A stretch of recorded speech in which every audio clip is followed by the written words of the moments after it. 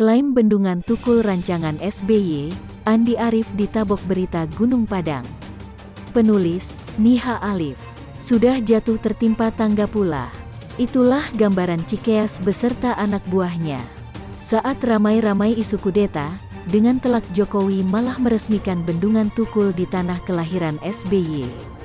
Sontak beramai-ramai membandingkan Museum SBY Ani yang unfaedah dengan bendungan yang sangat bermanfaat. Ibarat luka belum kering karena dicampakkan, Jokowi malah menabok mereka lewat bendungan. Kini bak kepanasan, anak buah Pepo mulai menyerang karya Jokowi dengan klaim rancangan oleh Pepo. Belajar dari pembangunan waduk di Pacitan, belajar soal kontinuitas. Proyek MP3EI ini saya ingat konstruksinya dibangun 2013. Rencana selesai 2016 namun mundur menjadi 2021 ini. Banyak proyek MP3EI yang dirancang zaman SBY dilanjutkan Pak Jokowi. Contoh baik, cuit @Andi Arief. Bukannya ikut nyinyiran Andi Arief, salah satu netizen malah membuka aib lamanya soal situs Gunung Padang. Kabarnya proyek yang dibiayai APBD ini menguap begitu saja. Tapi, Andi Arief malah bangga dengan menyebut potensi perolehan hadiah Nobel. Terlebih menyamakan penemuannya dengan Gunung Emas Freeport. Rupanya SBY dan anak buahnya 11-12 dalam berangan-angan. Pantas saja Hambalang malah jadi situs keramat. Lucu juga, kalau Roy Suryo bicara langsung ditabok berita panci, giliran Andi Arief kena berita Gunung Padang. Seperti berita yang dilansir dari Tempo.com, staf khusus Presiden membuat penelitian situs Gunung Padang jadi heboh. Pekerjaan mereka dituding hanya proyek cari duit. Hal itu terungkap dalam laporan utama majalah Tempo edisi tanggal 27 Agustus tahun 2012 berjudul Mencari Terang di Gunung Padang. Dalam laporan itu ditulis bahwa Andi Arief kerap kedatangan orang-orang dari perkumpulan tarekat. Staf khusus Presiden bidang bantuan sosial dan bencana alam ini pun makin yakin di bawah bukit itu ada peninggalan masa lalu yang sangat maju. Penerawangan ahli tarekat juga begitu, katanya 3 pekan lalu. Ukuran kemajuan adalah dugaan di bawah bukit setinggi 894 meter dari permukaan laut itu ada unsur logam. Logam itu dicurigai mendekam di pusat gunung setelah tim yang dibentuk Andi Arief, yang beranggotakan arkeolog dan geolog muda, memindainya. Radar bumi itu menangkap benda-benda yang tergolong pengantar setrum. Andi berasumsi lebih jauh. Menurut aktivis mahasiswa 1998 yang pernah diculik tentara ini, logam tersebut mungkin emas yang tersimpan di kuil peninggalan sebuah peradaban di Tatar Sunda 10.900 tahun lalu. Jika benar, kata dia, bisa dimanfaatkan negara sebagai sumber daya alam. Ia merujuk pada cadangan emas di Gunung Grasberg, Papua. Saat gunung itu diteliti dan ditemukan geolog Belanda, Jean Jacques Dozy, pada 1936, tak ada yang percaya di sana tersimpan logam mulia. Laporannya di jurnal ilmiah bahkan dicampakkan. Mata dunia terbuka setelah geolog PT Freeport McMoran membuktikannya 30 tahun kemudian. Papua kini jadi tambang emas yang tak impas-impas. Kalaupun bukan emas, kata Andi Arief, logam di perut Gunung Padang itu telah menunjukkan pada tahun 8000 sebelum Masehi peradaban di Cianjur sudah sangat maju. Pada masa itu, belum ada peradaban lain di dunia yang menghargai dan menggunakan logam untuk kehidupan sehari-hari. Temuan sementara tim yang dipimpin Denny Hilman Natawijaya, geolog di Lembaga Ilmu Pengetahuan Indonesia, itu menunjukkan bahwa Gunung Padang adalah selimut yang menutupi sebuah bangunan tempat pemujaan purba berupa punden berundak. Punden itu terkubur akibat suatu bencana besar yang melumat penduduknya. Jika semua asumsi itu terbukti, Andi yakin temuan Gunung Padang tak hanya akan mengguncang dunia arkeologi, tapi juga sejarah umat manusia. Ganjarannya hadiah Nobel, ujarnya. Karena itu, tim mengebornya untuk membuktikan asumsi tersebut.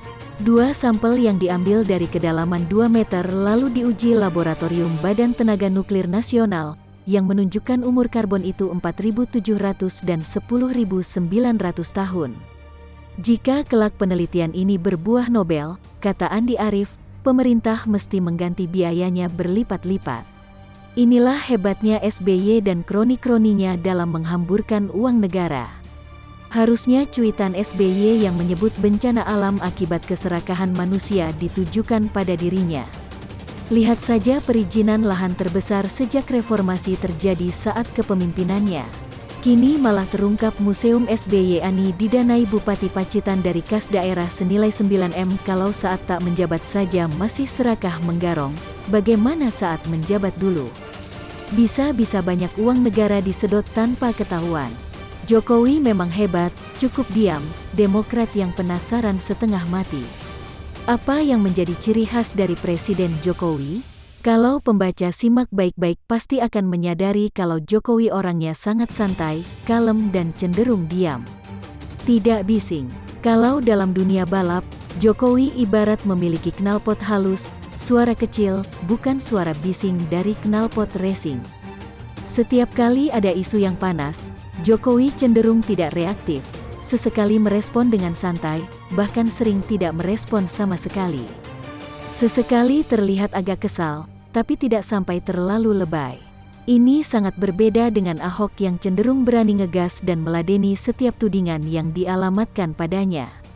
Tapi, di balik kalemnya Jokowi, bukan berarti pasrah dan pasif.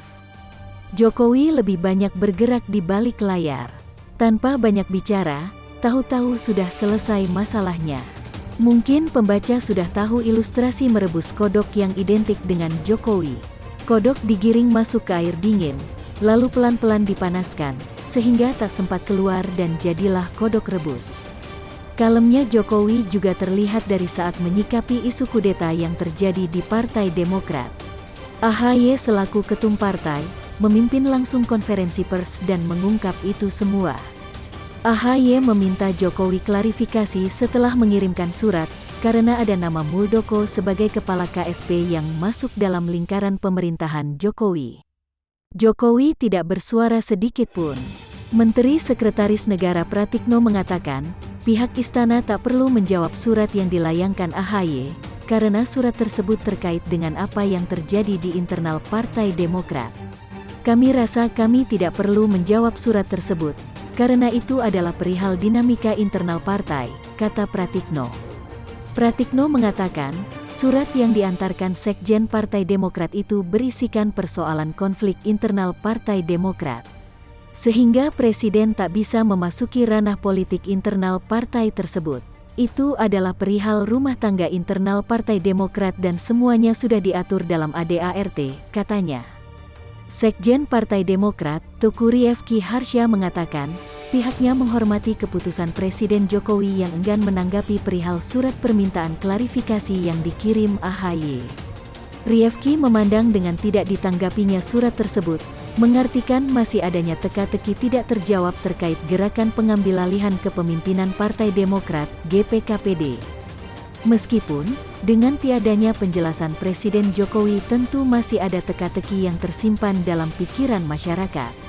Namun kami tetap menghormati keputusan dan pilihan Presiden Jokowi tersebut. Kami tetap berkeyakinan bahwa Presiden Jokowi maupun pejabat negara yang namanya disebut-sebut, benar-benar tidak mengetahui adanya GPKPD, apalagi terlibat, kata Rifki. Gimana nih ceritanya? Menghormati keputusan Jokowi yang tidak menjawab surat AHY, tapi di sisi lain memberikan opini yang terkesan menggiring dengan tujuan agar Presiden menjawab. Kalau memang menghormati ya sudah, jangan tambahin lagi bumbu pelengkap dalam berstatement. Jokowi memang hebat sih, hanya dengan diam tak menjawab, Demokrat bisa penasaran setengah mati. Sampai-sampai banyak pihak yang menyayangkan itu. Jokowi tak peduli dengan apa yang terjadi dengan Demokrat, mereka yang sibuk memikirkan kenapa Jokowi diam saja. Hati-hati loh, jangan terlalu sering penasaran, nanti makin kesel dan tidak bisa makan serta tidur.